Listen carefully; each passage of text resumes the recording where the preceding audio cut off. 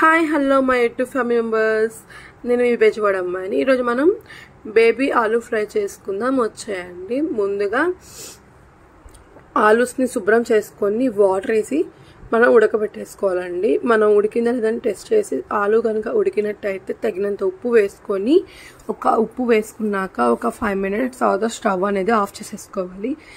Of చేసేసుకొని అది చల్లబడిన తర్వాత చల్లనీళ్ళతో క్లీన్ చేసేసి వాటర్ అంతా పడేసి ఆ ఉన్న ఆలూస్ని చల్లబడిన తర్వాత మనం తొక్క అనేది తీసుకోండి పైన. లేదు అంటే అది తొక్క రావడం చాలా కష్టం అవుతుంది. సో నేను చల్లబడిన తర్వాత తీసుకున్నాను కాబట్టి నాకు ఈజీగా తొక్క అనేది వచ్చేసింది. అన్ని ఆలూస్కి ఇలానే పైన తొక్క తీసేసుకోవాలి. తీసేసుకొని పక్కన పెట్టేసుకోవాలి. తర్వాత ఒక పెద్ద ఉల్లిపాయ తీసుకోవాలండి. తొక్క తీసేసి చక్కగా చిన్న చిన్న ముక్కలు అనేది మనం కటింగ్ చేసేసుకోవాలి. తర్వాత 2 పచ్చిమిరకాయలు చిన్న ముక్కలు కట్ చేసుకోవాలి. కరివేపాకు అదంతా పక్కన ఉంచేసుకోవాలి. స్టవ్ ఆన్ చేసుకొని ఒక కళాయి పెట్టుకొని 4 tablespoon ఆయిల్ వేసుకోవాలండి. ఆయిల్ కొంచెం తక్కువగానే పడుతుంది, ఎక్కువ వేసుకోక్కర్లేదు. ఆయిల్ హీట్ అయిన తర్వాత ఒక 1/2 tablespoon ఆవాలు వేసుకోవాలి. ఆవాలు చిటపటం అన్నాక మనం ముందుగా కట్ చేసుకున్న పచ్చిమిరకాయ ముక్కలు వేసుకోవాలి. తర్వాత ఒక 1/2 tablespoon జీలకర్ర వేసుకోవాలి. జీలకర్ర బాగా వేగిన తర్వాత ముందుగా చాప్ చేసుకొని పెట్టుకున్న ఆనియన్స్ వేసుకోవాలండి. ఆనియన్స్ అనేది గోల్డెన్ బ్రౌన్ కలర్లో వచ్చేదాకా వేపుకుంటే ఈ ఫ్రైకి టేస్ట్ బాగా పెరుగుతుంది. సో ఆనియన్స్ వేసిన తర్వాత ఒక 1/2 tablespoon పసుపు వేసుకోవాలి. పసుపు వేసుకొని బాగా కలిపేసుకోవాలి. తర్వాత అల్లం వెల్లుల్లిపాయ పేస్ట్ ఉంటుంది కదండి, అది 2 tablespoon వేసుకొని అల్లం వెల్లుల్లిపాయ పేస్ట్ పచ్చివాసన అనేది పోయేదాకా బాగా వేపుకోవాలండి. ఆనియన్స్ అల్లం వెల్లుల్లిపాయ పేస్ట్ బాగా వేగిన తర్వాత ఆయిల్ అనేది వీటి నుంచి బయటకు వస్తుంది. అలా మనం వేపుకోవాలి. ఆయిల్ బయటకు వచ్చేదాకా మనం వేపుకోవాలి. సో అది ఆయిల్ బయటకు వచ్చాక కలర్ అనేది చేంజ్ అవుతుంది. అప్పుడు మనం ముందుగా ఉడకపెట్టుకున్న ఆలు ఉంది కదండి, అవి వేసేయాలి. అవి వేసేసుకొని మనకి కొంచెం పెద్దగా అనిపిస్తే వాటిని చిన్న చిన్నగా ముక్కలుగా అప్పుడే చేసేసుకోవచ్చు అండి. నాకు వేసిన ఆలు కొంచెం పెద్దగా అనిపించింది, పెద్ద సైజులో. సో మసాలా అనేది దానికి పట్టదని చెప్పి నేను చిన్నగా చేసేసుకున్నాను. సో మనకి చిన్నగా కూడా బేబీ ఆలు చిన్నగా కూడా దొరుకుతాయండి, చాలా చిన్న సైజు. అవి అయితే డైరెక్ట్ వేసుకుంటే మనకి నాన్ వెజ్ వండుకున్నప్పుడు గుడ్డు ఉంటుంది కాబట్టి ఆ టైప్గా అనిపిస్తుంది కర్రీ అనేది.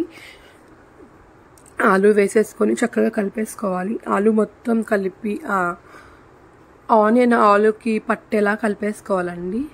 చక్కగా మొత్తం ఆనియన్ అంతా మిశ్రమం అంతా అల్లం వెల్లుల్లి పేస్ట్ అదంతా ఆలుకి పట్టాక మనం ధనియా పౌడర్ ఒక 1/2 tablespoon వేసుకోవాలి. గరం మసాలా ఒక 1 tablespoon వేసుకోవాలి. కారం రెడ్ చిల్లీ పౌడర్ ఒక 1 tablespoon వేసుకోవాలి. సాల్ట్ అనేది మనం రుచికి సరిపడా వేసుకోవాలండి. తర్వాత వేసుకున్న వాటిని బాగా మనం మిక్స్ చేసేసుకోవాలి. సిమ్లో పెట్టే మిక్స్ చేసుకోవాలండి, ఆన్లో పెట్టి చేసుకోకూడదు. ఆన్లో పెట్టి చేసుకుంటే అది మాడిపోతుంది, స్మెల్ అనేది బాగోదు. సో మాడు వాసన అనేది వచ్చేస్తుంది. సిమ్లో పెట్టి చక్కగా మనం వేసాం కదండి మసాలా అన్నిటిని చక్కగా మిక్స్ చేసేసుకోవాలి. సిమ్లో పెట్టే చేసుకోవాలి. సిమ్లో పెట్టి చేసుకుంటే చాలా అంటే చాలా టేస్టీగా వస్తుంది. చక్కగా అది మిక్స్ అయిపోయాక కొంచెం పుదీనా శుభ్రం చేసుకొని పక్కన పెట్టుకోవాలండి.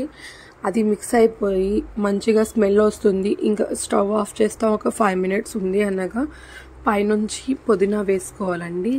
ఈ కర్రీకి పుదీనా అనేది మెయిన్ అండి. చాలా అంటే చాలా టేస్టీగా వస్తుంది. పుదీనా లేకపోతే ఆ ఫ్లేవర్ అనేది మనకు తెలియదు.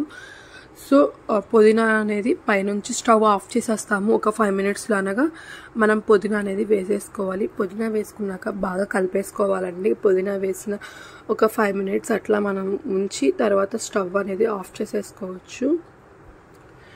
ఇది చాలా అంటే చాలా టేస్టీగా ఉంటుందండి కర్రీ. ఒకసారి మీరు ట్రై చేయండి. ట్రై చేశాక రెసిపీ ఎలా వచ్చిందో కామెంట్ చేయండి.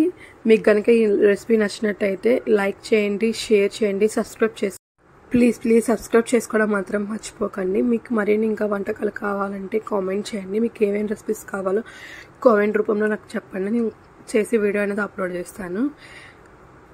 ఈ వీడియోని చూసినందుకు థ్యాంక్ యూ సో మచ్ అండి. ప్లీజ్ అండి సబ్స్క్రైబ్ చేసుకోవడం మర్చిపోకండి. ప్లీజ్ సబ్స్క్రైబ్ అయితే చేసుకోండి. ఈ కర్రీ అనేది పిల్లలు చాలా ఇష్టంగా తింటారండి. సో కారంగా ఉన్నది కాబట్టి పిల్లలకు బాగా నచ్చుతుంది.